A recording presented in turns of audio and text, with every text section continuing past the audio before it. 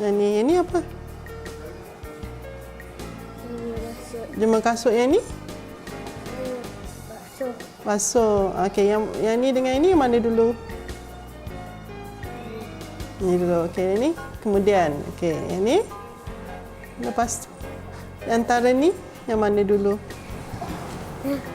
Antara kapur ke jemur dulu? Jemur dulu baru kapur. Okey. Betul macam ni. Child 2 was able to do the sequencing and able to tell the story of the task. However, he needs also lots of prompting and his sentences were short. Cuba cerita. Mula-mula. Mula-mula buat apa? Lepas tu? Dia tak gosok lagi, dia letak apa? Macam mana? Lepas tu? Bak gigi letak di? Tu gosok gigi. Lepas tu? Kumur-kumur. Lepas tu? Lap. Okey, pandai. One method would be to look at the child's ability to tell stories. Use storybooks or pictures depicting people and animals performing various tasks or actions. If the child is communicative, the examiner can encourage the child to talk about his or her likes and dislikes, describe a holiday, talk about their pets, hobbies, favorite movies or TV programs. There are so many things one can talk about. Observe the way the children tell stories from a picture. Apa cerita dia? Cuba Adam cerita sikit. Apa? Tak nak. Okeylah. Child 1 needs lots of prompting, but only single words were heard. However, the words are only at the end of the word. Senang sikit. Dia yang jual lah. Ya. Orang ni? Hati. The examiner have difficulty in recognizing the words. Awang. Apa dia? Awang. Orang. Beli bawang. Okey. Yang mana bawang? Cuba tunjuk kat doktor mana bawang. Siapa yang beli? Siapa? Ni. Dia ni beli. Dekat pasar. So ada apa kat pasar? Orang tengah buat apa? Child 2 was able to tell stories, but however his sentences were short and also needs a lots of prompting to tell the whole stories. Lagi dia jual apa? Kuning. Apa tu? Engaging the child in conversation is a good way to assess as well as to obtain a sample of the child's ability to use words and sentences to communicate, ability to use the appropriate grammar, nouns, pronouns, verbs, tenses. The clinician needs to observe various aspects of the child's expressive language, such as fluency in delivering the information, whether the child requires prompting or has difficulty searching for appropriate words or has insufficient vocabulary and so on. The examiner is also advised to assess the child's verbal comprehension either by asking questions relating to the pictures and providing a simple instruction consisting of 2 or 3 step commands.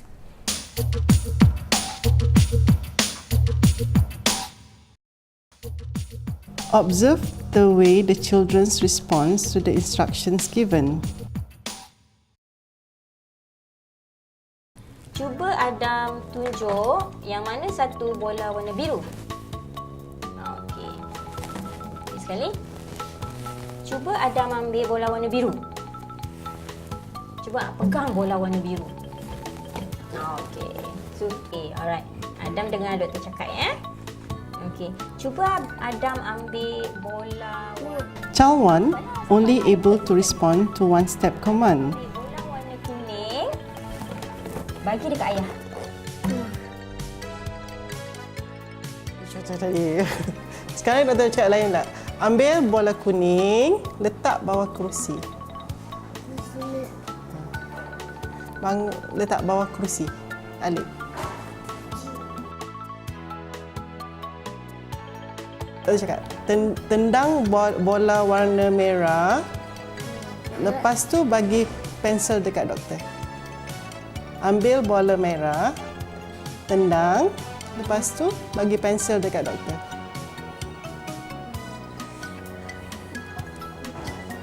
Tak ada dengar, dah cakap lagi sekali. And child 2 was able to perform 2-step commands but have difficulty in executing the 3-step commands. Siapa?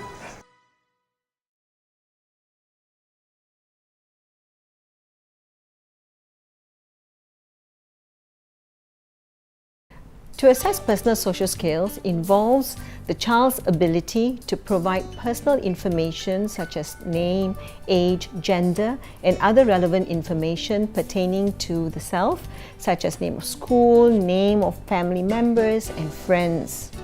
Secondly, to perform various living skills independently, such as feeding self, dressing, toileting, and so forth.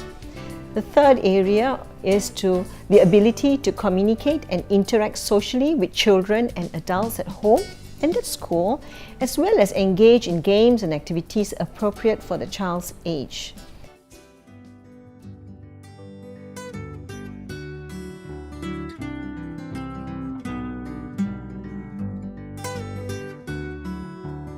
Observe the way the two children performing the task. What have you observed? Child 1 was noted to have difficulty in lacing the shoes, and also he is also noted to have difficulty in tying up the knot. As compared to child 2, he seems to be able to do the task without any difficulty.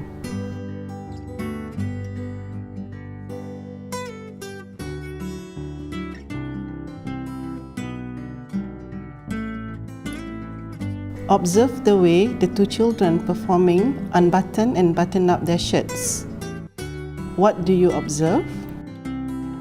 In child 1, he did not concentrate on his task, and he was noted to have difficulty in unbuttoning and seems to be struggling when doing buttoning up. As compared to child 2, he had full concentration on his task and have no difficulty in completing the task of buttoning and unbuttoning the shirt. The clinician is required to assess the child's proficiency in executing the activities of daily living by direct observation of some of the skills, for example, buttoning, tying shoelace, putting on shoes, etc. Other relevant information such as toileting, bath routines, dressing can be obtained from the interview with the child's parents and caregivers.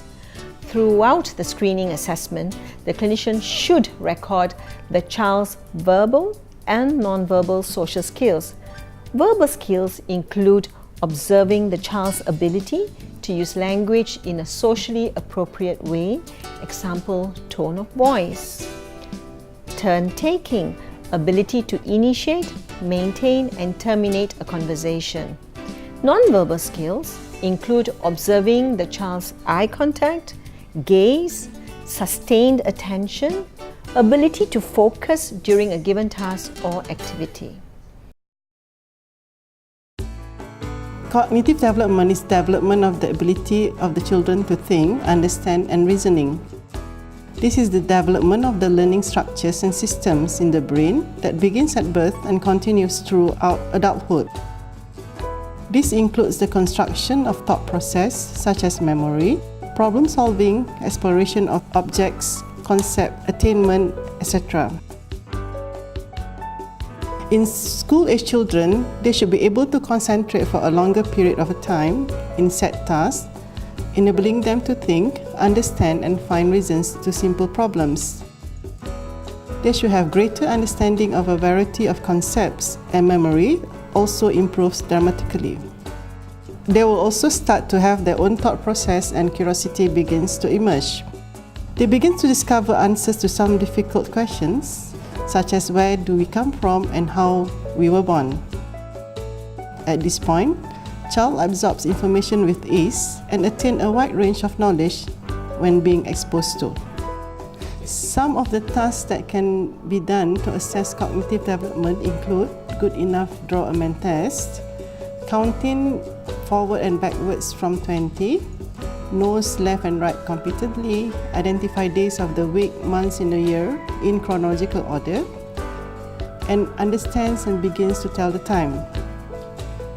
They will also able to follow and understand complex instruction, verbal and visual, at the age of 7 to 8 years.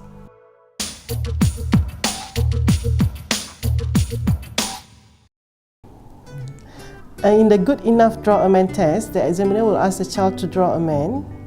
We want the child to draw it carefully, the best way that he knows how, and also to take his own time. The child will receive 1 point for each of the items which are present in his drawing. Do not include the face, that is the circle. Use the formula given to calculate the age equivalent, that is the mental age.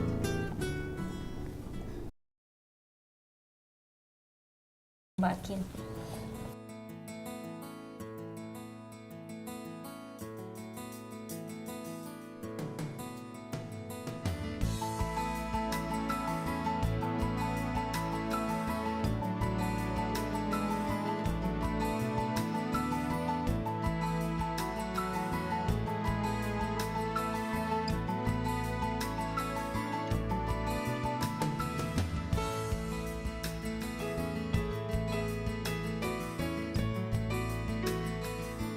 In a good enough draw a man test, this is what Adam did.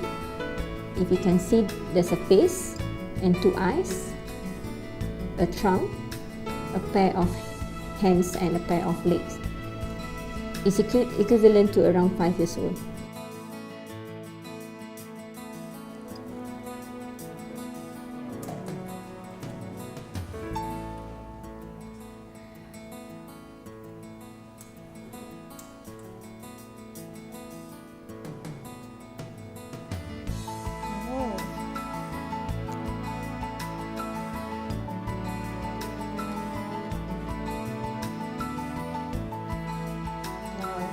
Ini apa? Rambut dia. Okey. Wah, rambut dia. Ini rambut pasien terkini. Rambut cacat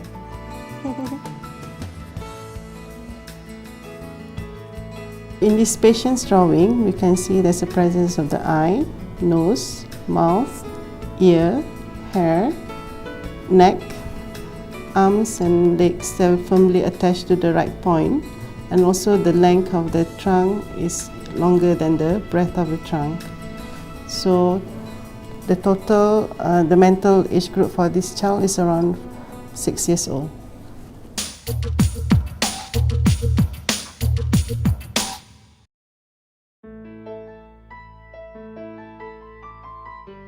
After you have come to a diagnosis, now it's time to break the news to the parents. Watch these video clips and discuss how would you handle the situation, 1 and 2, yourselves.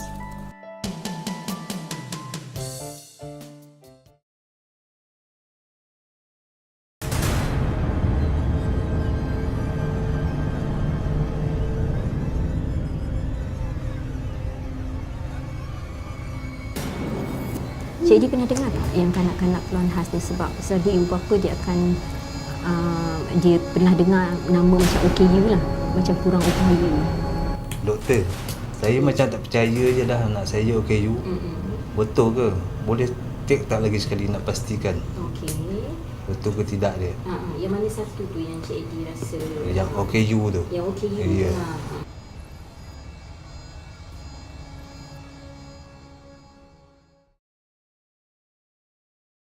Setelah membuat penilaian, kami berpendapat anak Encik mengalami masalah pembelajaran. Beliau memerlukan pendaftaran sebagai orang kurang upaya untuk tujuan ini. Apa yang kurang upaya dia tu? Genetik itu mesti ada salah seorang daripada ibu ataupun ayah yang... Saya dah beritahu doktor, dalam keluarga saya tak ada yang OKU.